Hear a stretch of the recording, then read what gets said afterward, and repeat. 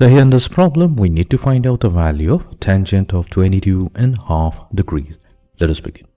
So here, we'll start with the given trigonometric ratio. We have tangent of 22.5 degrees, which can be also expressed as tangent of 45 degree or 45 over 2 degrees. Now, we're going to use a formula here.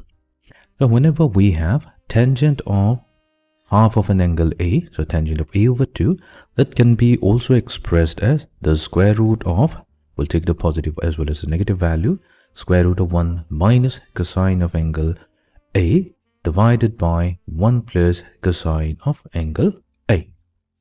Now here, in this particular formula, we're going to replace the value of A with 45 degrees, which means that we will now have plus or minus the square root of 1 minus cosine of 45 degrees divided by 1 plus cosine of 45 degrees.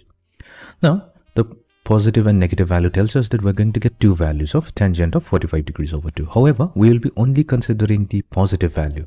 The reason behind this is that 45 over 2, that's a small angle which lies in the first quadrant. Now, let us compute the value. We know cosine 45, that has a standard value of 1 over square root of 2.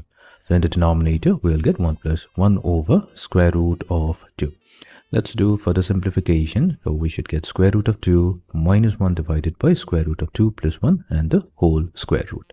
Now, we can rationalize this denominator, square root of 2 plus 1. All we have to do is multiply the numerator and the denominator with the conjugate of the denominator. So that will be square root of 2 minus 1.